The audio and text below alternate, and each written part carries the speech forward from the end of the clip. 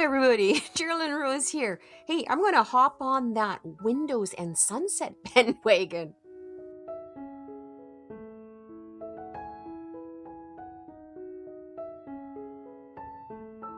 First off, yeah, I'm going to give away a card each month. The giveaway form's down below. Don't worry, I won't be keeping anybody's addresses. I will get rid of it once the card goes out. And oh, Amy's got a class too. Already signed up for it. Stole from my grocery budget to do that.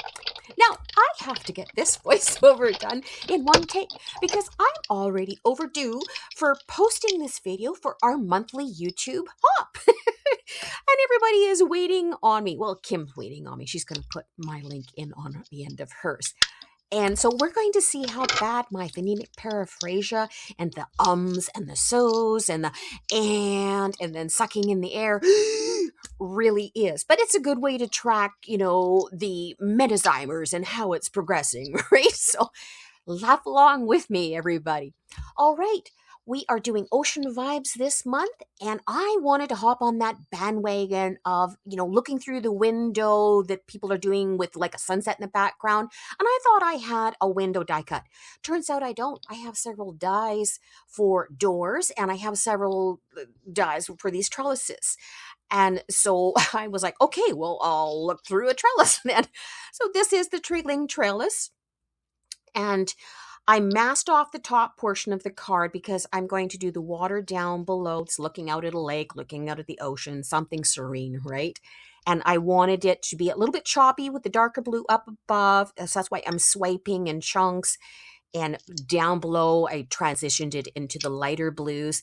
And then I brought in that Brilliant Wave stencil, and I thought, oh, I can use this to make waves in the background. Now, I realized afterwards that I didn't like the fact that I had vertical waves for the middle portion and the bottom portion. And I come back in later, you'll see that, and I redo that one. Now, I left that one part over on the left-hand side for the sunset reflection on the water. And I brought out the Tickle Pink, and you can see I've got its own special little brush for that because it is a pigment, and oh, that stuff stains. So we've got the Tickle Pink down, and then we're bringing in an orange and just a normal pink and dragging it down across the water. I wanted some purples to be created because orange and purple, right? Such a great combination. And then I brought the stencil back in, and this is also where I'm going to start trying to fix everything. Now, I've switched where the masking tape is, and I'm going to start doing up above. I've positioned that stencil so that it doesn't have the lines. It's just got intermittent lines for up above. So they're kind of like cloud streaks in the sky. And I started out with the darker oranges towards the bottom. Each of those sections, I'm going a lighter color as we move up, and I'm using my no stick tape and a little bit of the satin tape to make certain that I've only got that section that I'm blending out. So let's do our reveal here. Now, I know it looks horrible right now. It looks horrible, but we're going to get there. It's got a process it's going through. One of which is that I'm blending out the inks in the upper portion by bringing in just a bit of yellow so that those stencil lines don't stand out so much. And at the beginning, I forgot to mention this. Yay, Menazimers. But I had a drawn pencil around the outside to show how far I needed to go over so that I wasn't wasting ink.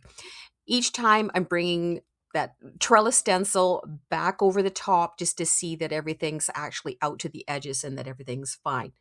Okay, I have the Versamark out. And Robin, this is for you. This is Embossing Glazes. I have a darker blue, I have a mid blue, and I have a light blue. I'm going to do each of those sections in turn.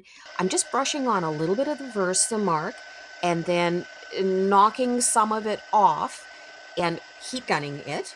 And then I'm going to mask off the next portion, do the stencil over top, do the Versamark with its dedicated brush, and just dragging it so that it's patchy, the way that when you look out across water that waves would be, right? So here goes the middle section. Tapping from behind helps to bounce it all around, Robin. Okay. Tape off. We're going to heat gun that as well. And it's just the same as embossing powder. This is a translucent glaze though, so it will show the color that's underneath. Okay, here goes the bottom section, doing some drag lines there. We're going to come in with a really light blue. It was like something like salty ocean or something. And each of these, because they are the Ranger line and they are in the Distress line, they've got the same colors as the inks. So in the blues, it would have been probably the Uncharted Mariner, maybe tumbled glass, maybe faded jeans or prize ribbon. So what that's doing is it's adding just a bit of interest through the waves, checking it again with the trellis to make certain that everything's looking fine. I need the sun in the background, so I have out the solar paste in the yellow overheated. Just going to put that with a little round circle stencil in the background. Lift quickly, stencil reveal. Yay!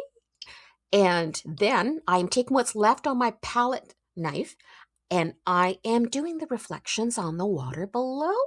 So I've got them smaller up towards where the sun is, and then they're getting larger as they come down towards the bottom. And the bottom ones I'm going to blur out with my finger to further fade them out. Now the trellis, I did it in a cream color because I thought originally that that would go well with the blue and the orange of the sunset. I've got it positioned down and I thought, okay, well, get the sentiment on the front. And this is really rare for me. I am actually stamping a sentiment on the front. I know, right? And it is with the obsidian pigment ink. So I did have that over to the side. So I didn't want to smear it. And then I'm going to take the heat gun to it later and just give it a shot front and back to make certain that that pigment ink is dry. Now for the inside, I was using the the front was, see, here's Man of Summers. If I don't have it on the actual screen in front of me, I'm not going to remember the name. One of them was Picket Fence and one of them was Pink Fresh Studios. One was Shake a Tail Feather and the other one was Let's Change the World.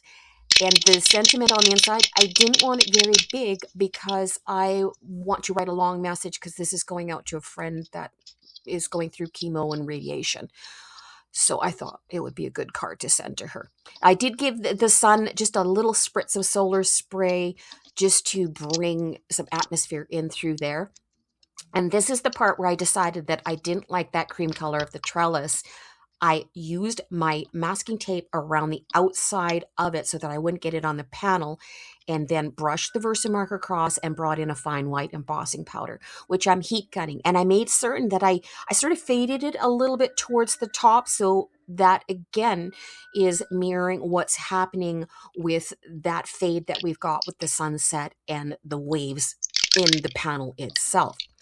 I brought in one of the shimmer sprays from Altenew and that solar spray again, mixed them because I needed a lighter color, but not like white. And I'm doing that ring around the sun and a little bit through the waves to further get those reflection looks from the sun. Now the ribbon waves folder, only did partial like dry embossing on this, and that's why you can see that I'm moving my cutting plate so that it only goes up to that part where the waves are. So there we are. We've got a little bit of waves in the bottom where the ocean, the lake is. It's very subtle.